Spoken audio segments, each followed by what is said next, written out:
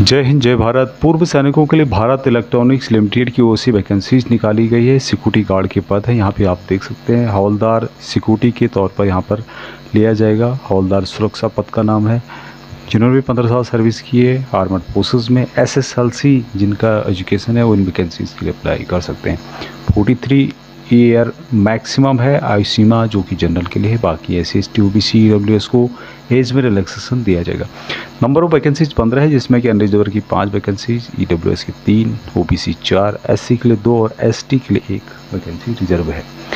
अभी यहाँ पर जो सैलरी दी जाएगी 20,500 रुपये तो बेसिक है। 3% बढ़ोतरी हर साल के साथ 79,000 तक सैलरी आपको दी जाएगी। उसके बाद CTC जो होती है कंडक्टिंग कॉस्ट, यहाँ पर एक 5,11,000 तक आपको दिया जाएगा।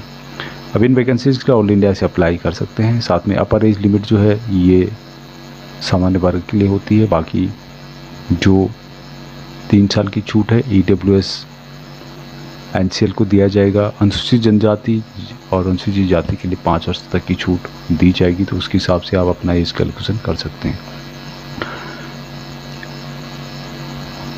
और भी इसके बारे में जानेंगे उससे पहले आपने चैनल को सब्सक्राइब नहीं किया तो सब्सक्राइब जरूर कर दें, जिससे कि आने वाली हर अपडेट आपको आपके मोबाइल पर मिलती रहेगी। सब्सक्राइब करने के लिए नीचे लाल सब्सक्राइब का बटन है, बगल में छोटी घंटी, तो इसी तरह से आपको अपडेट बहुत से में भी मिलते रहेंगे। अब यहाँ पर नेक्स्ट जो पॉइंट है कि हवलदार पदों के लिए आयु में छूट की मांग करने वाले अभ्यर्थियों को आवेदन के साथ आवश्यक प्रमाण पत्र की प्रति संलग्न करनी होगी। आवेदन पत्र के साथ आपको जो डिटेल्स संबंधित जो सर्टिफिकेट होते हैं वो भी आपको लगाने होंगे। और शारीरिक जब आपका फिजिकल एक्टिविटी होगी, फिजिकल टेस्ट होगा, लिखित परीक्षा होगी, उसकी समय सत्यापन के लिए आपको उन डॉक्यूमेंट को प्रस्तुत करना होगा। वो डॉक्यूमेंट आपको दिखाने होंगे।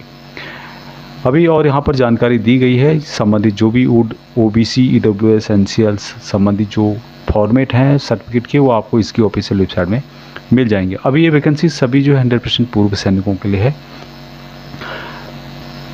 यहाँ पे कुछ योग्यता और एजुकेशन की एक्सपीरियंस के बारे में बताया गया है। सबसे पहले कि candidate should possesses the qualification SSLC पास होना चाहिए आपका। दूसरा है कि आपका जो चरित्र है एग्जाम्पल या वेरी गुड होना चाहिए। और AYE यानी कि सेफ वन आपका जो डिस्चार्ज बुक है उसमें मेंशन होना चाहिए। चिकित्सा श्रेणी मेडिकल रिकॉर्ड आपका सेफ वन होना चाहिए। अभी ये वैकेंसी बेंगलुरु के लिए है, तो कर्नाटक डिस्ट्रिक्ट वेलफेयर बोर्ड में आपका रजिस्ट्रेशन होना चाहिए, पंजीकरण होना चाहिए। ये मैं आपको बताना भूल गया कि ये वैकेंसी जो है बेंगलुरु में जो भारत इलेक्ट्रॉनिक्स लिमिटेड की शाखा है वहाँ पर परमानेंट बेस पर ये वैकेंसीज आपको मिलेगी। उसके अलावा कि एक और इम्पोर्टेंट बात है कि knowledge of Kannada is essential, यानी कि कन्नड़ भाषा का आपको नॉलेज होना चाहिए, उसका ज्ञान होना चाहिए। अभी यहाँ पर और जो जानकारी यहाँ पर दी गई है कि किस तरह से और आप इसके लिए अप्लाई कर सकते हैं। जैसे मैंने बताया था कि चयन जो प्रक्रिया होगी, यहाँ पर मापदंडों को पूरा करने वाले अभ्यर्थियों को चयन प्रक्रिया के लिए अल्प सूचित किया जाएगा। पात्र अभ्यर्थियों को शारीरिक जो फिजिकल टेस्ट है उसको पास करना होगा, और उसके बाद जो फिजिकल टेस्ट है उसके बाद यहाँ पर आपको लिखित परीक्षा यानी कि रिटर्न एग्जाम के लिए अल्प सूचित किया जाएगा, आपको इन्फॉर्म किया जाएगा। जो फिजिकल एक्टिविटी है उसके बाद लिखित परीक्षा बेंगलुरु में ही आयोजित, दोनों एग्जाम्स जो है बेंगलुरु में आयोजित किए जाएंगे। अभी वेतन जो भत्ते हैं वो सैलरी जो मैंने बताई थी, उसके अलावा यहाँ पर आपको महंगाई भत्ता, मकान किराया, वार्षिक मूल वेतन में 30% की दर से बढ़ोतरी, चिकित्सा व्यय, समूह बीमा, PF, पेंशन, ग्रेजुटी आदि कंपनी के रूल के अनुसार आपको दी जाएंगी। अभी हाउ टू अप्लाई, किस तरह से अप्लाई करना है, यहाँ पे बताया गया है कि जो इसकी ऑफिशियल वेबसाइट है वहाँ पे आप जाएंगे और आपको एक एप्लीकेशन फॉर्म मिलेगा। उस एप्लीकेशन फॉर्म को डाउनलोड करने के बाद संबंधित जो डॉक्यूमेंट हैं उनकी फ़ोटोकॉपी आपको सेल्फ अटेस्टेड करके भेजनी होगी। और जो एड्रेस है जिसमें कि DGM HR central Bharat electronics limited, Jalahalli post Bengaluru 560013 पर आपको भेजना होगा। और जितने भी डॉक्यूमेंट आप एप्लीकेशन के साथ सेल्फ अटेस्ट करके भेजेंगे उन सभी को एक लिफाफे में फिल करने के बाद आपको लिफाफे के ऊपर लिखना होगा हवलदार सुरक्षा पद के लिए आवेदन BL बेंगलुरु संकुल लिखा होना चाहिए। यानी कि आपको लिखना है application for the post of havildar security BEL Bengaluru complex. आवेदन के साथ निम्नलिखित स्कैन किए गए स्वसत्यापित दस्तावेज होने चाहिए। अभी आवेदन जो एप्लीकेशन फॉर्म है उसके साथ क्या क्या होंगे, उसके साथ होंगे हाल का खींचा गया रंगीन पासपोर्ट साइज़ का फ़ोटोग्राफ्स, जो डेट ऑफ बर्थ है उसके लिए SSLC अंक पत्र और अन्य वैध दस्तावेज SSLC या फिर अन्य। अभी जो भी SC ST OBC EWS है उनसे संबंधित आपको जो सर्टिफिकेट है वो भी आपको प्रिस्क्राइब फॉर्मेट में है, वो भी आप यहाँ पर दे सकते हैं जो इसका लाभ लेना चाहते हैं। अभी अन्य पिछड़ा वर्ग श्रेणी से संबंधित अभ्यर्थियों को भारत सरकार के तहत पदों के लिए आवेदन करने हेतु सक्षम प्राधिकारी द्वारा दिनांक 1/7/2023 को या उसके बाद जारी किए गए निर्धारित प्रारूप में और वर्ष 2023-24 के लिए सक्षम प्राधिकारी द्वारा वैध EWS प्रमाण पत्र निर्धारित प्रारूप वेबसाइट में आपको मिल जाएगा, प्रस्तुत करना होगा। आय प्रमाण पत्र या अन्य पिछड़ा वर्ग प्रमाण पत्र मान्य नहीं माना जाएगा। Experience certificate, discharge certificate, discharge book issued by the Indian Armed Forces, concerned authority clearly indicating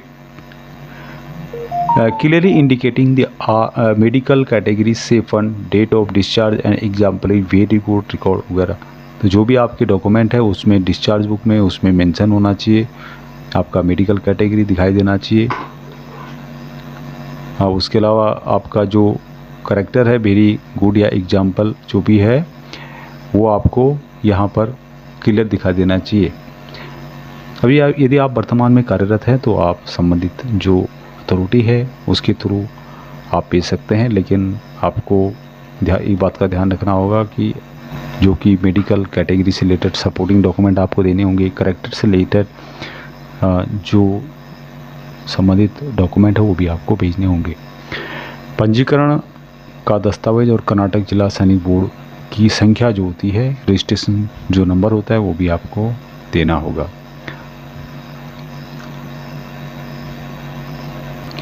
यहाँ पे कुछ इससे संबंध में महत्वपूर्ण बातें हैं जो आप यहाँ पर पढ़ सकते हैं, जो कि यहाँ पर इनके द्वारा मेंशन की गई है। जनरल इंस्ट्रक्शंस हैं, लेकिन यहाँ पे जो सबसे इम्पोर्टेंट बात मुझे लगी कि जब आप एप्लीकेशन फॉर्म को फिलअप करेंगे तो उसमें ईमेल आईडी को आपको ज़रूर मेंशन करना है, क्योंकि इसी ईमेल आईडी के माध्यम से आपको आगे की कार्रवाई के लिए बुलाया जाएगा। और ईमेल आईडी भी वो आपको फिल करनी है या वो आपको मेंशन करना है जिसमें कि मैसेज इन आउट हो रहे होंगे और जो एक्टिव हो। अभी और जानकारी इस नोटिफिकेशन में दी गई है, इसको आप पढ़ना चाहते तो पढ़ सकते हैं, लिंक आपको वीडियो के डिस्क्रिप्शन में मिल जाएगा। और बाकी आपकी कोई क्वारीज है तो यहाँ पे एक नंबर दिया गया है, इस नंबर पे भी आप पूछ सकते हैं, साथ में ईमेल आईडी भी दिया गया है। अभी आवेदन की जो लास्ट तिथि है 3/9/2024 है, 3/9/2024 तक आपका एप्लीकेशन संबंधित जो यहाँ पर एड्रेस बताया गया है उस एड्रेस तक पहुँच जाना